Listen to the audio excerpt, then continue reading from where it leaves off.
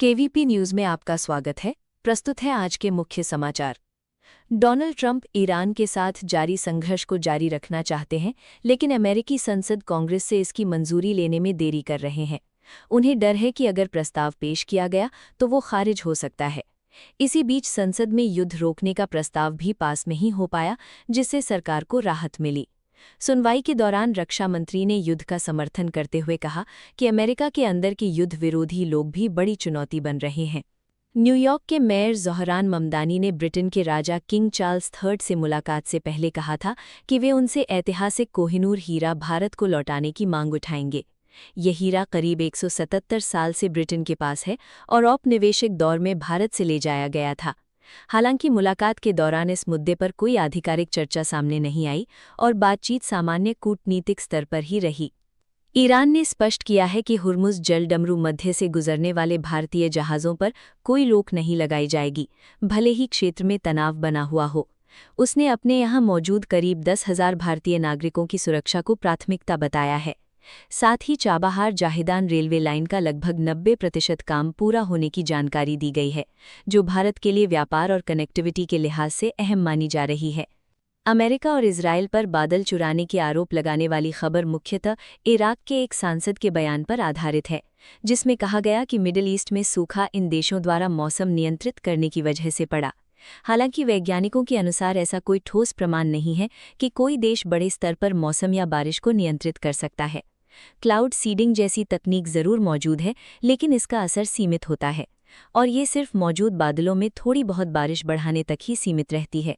विशेषज्ञ मानते हैं कि क्षेत्र में बारिश और सूखे के बदलाव का कारण जलवायु परिवर्तन, समुद्री तापमान में वृद्धि और हवा के पैटर्न में बदलाव जैसे प्राकृतिक कारण हैं, न कि कोई गुप्त मौसम हथियार। मध्य प्रदेश के जबलपुर स्थित बरगी डैम में एक बड़ा हादसा हुआ, जहां पर्यटकों से भरा एक क्रूज अचानक डूब गया।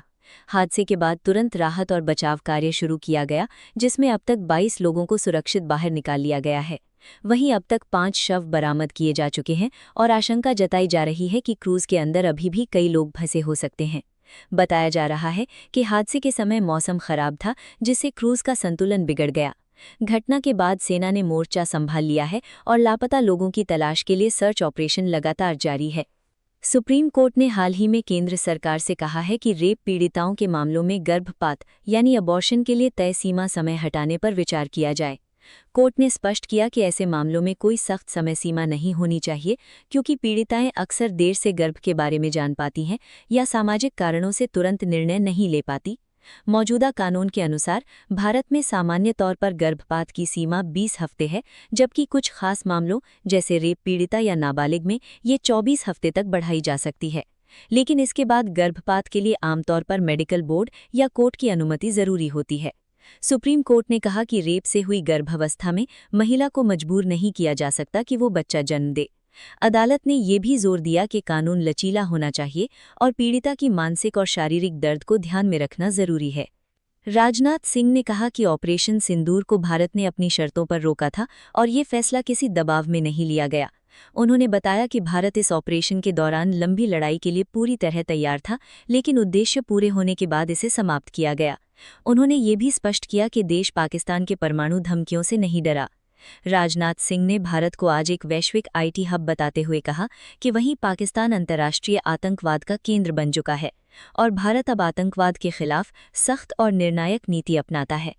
पश्चिम बंगाल सहित 4 राज्यों की विधानसभा चुनावों के एग्जिट पोल सामने आ गए हैं, जिसमें ज्यादातर सर्वे में बंगाल में भाजपा को बढ़त और सरकार बनने का अनुमान जताया गया है। असम में भाजपा की सत्ता में वापसी लगभग तय मानी जा रही है, जबकि तमिलनाडु में डीएमके के फिर से सरकार बनाने के संकेत मिले हैं। केरल में 10 साल बाद सत्ता परिवर्तन की संभावना जताई गई है, जहां यूडीएफ को बढ़त मिलती दिख रही है। हालांकि ये सभी अनुमान एग्जिट पोल पर आधारित हैं और वास्तविक नतीजे आने के बाद ही स्थिति साफ होगी। यूपी और बिहार में तेज आंधी, बारिश और बिजली गिरने की घटनाओं में 18 लोगों की मौत हो गई। कई जगहों पर पेड़ और दीवारें गिरने से भी हादसे हुए। राजस्थान के कोटा में एक मकान पर बिजली गिरने से नुकसान हुआ, जबकि दिल्ली एनसीआर में बारिश के साथ ओले गिरे, जिससे मौसम अचानक बदल गया और जनजीवन प्रभावित हुआ। आंध्र प्रदेश के विशाखापट्टनम में देश का पहला एआई हब स्थापित किया जाएगा। इस प्रोजेक्ट की आधारशिला राज्य के मुख्यमंत्री एन चंद्रबाबू नायडू ने रखी है। इस हब को बनाने में गूगल लगभग 15 अरब डॉलर का निवेश 2026 से 2030 के बीच करेगा। ये hub artificial intelligence, cloud computing और डेटा सेंटर के क्षेत्र में भारत को वैश्विक स्तर पर मजबूत बनाएगा और बड़े पैमाने पर रोजगार के अवसर भी पैदा करेगा। अनीता आडवाणी ने दिवंगत सुपरस्टार राजेश खन्ना के साथ अपने रिश्ते को लेकर कोर्ट के फैसले पर नाराजगी जताई है। उन्होंने कहा कि वो करीब 10 साल तक उनके साथ लिव इन रिलेशन में रहीं, लेकिन इसके बावजूद अदालत ने बिना ट्रायल के ही उनके दावे को खारिज कर दिया, जो न्याय का मजाक है। उनका कहना है कि इतने लंबे रिश्ते को कानूनी मान्यता न देना गलत है और उन्हें अपना पक्ष रखने का पूरा मौका भी नहीं मिला। संजय कपूर की करीब 30,000 करोड़ रुपए की संपत्ति को लेकर चल रहे विवाद में दिल्ली हाईकोर्ट ने फिलहाल संपत्ति की बिक्री और ट्रांसफर पर रोक लगा दी है। ये फैसला करिश्मा कपूर के बच्चों की याचिका पर आया, जिन्होंने वसीयत में जालसाजी का आरोप लगाया है। अदालत ने कहा कि जब तक वसीयत की सत्यता स्पष्ट नहीं हो जाती, तब तक संपत्ति को सुरक्षित रखना जरूरी है ताकि किसी भी पक्ष के अधिकार प्रभावित न हों। मर्सी एक विचारोत्तेजक फिल्म है जो इच्छा मृत्यु जैसे संवेदनशील मुद्दे को केंद्र में रखकर दर्शकों को भावनात्मक और नैतिक दुविधा में ले जाती है। ये फिल्म परेश रावल के विचारों और अनुभवों से प्रेरित है, जिसमें एक परिवार को अपने प्रियजन के जीवन और पीड़ा के बीच कठिन निर्णय लेना पड़ता है।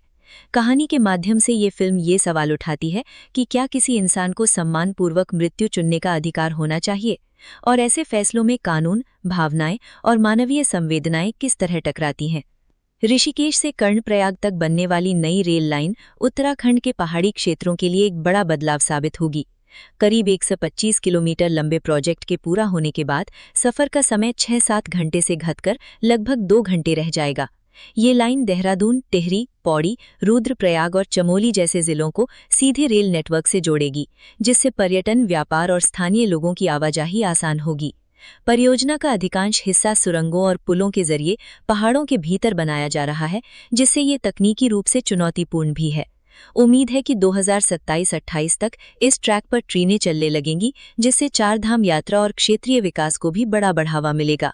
देहरादून के प्रेमनगर क्षेत्र में लूट की वारदात के बाद पुलिस और बदमाशों के बीच मुठभेड़ हो गई। बदमाशों ने करीब 2 लाख रुपए लूटने के बाद भागते समय पुलिस टीम पर अंधाधुंध फायरिंग कर दी, जिसमें एसएचओ नरेश राठौर घायल हो गए। जवाबी कार्रवाई में पुलिस ने एक 50,000 रुपए के इनामी बदमाश को मार गिराया, जबकि उसके साथी मौके से फरार हो गए। घायल एसएचओ को अस्पताल में भर्ती कराया गया है और फरार आरोपियों की तलाश में सर्च ऑपरेशन लगातार जारी है।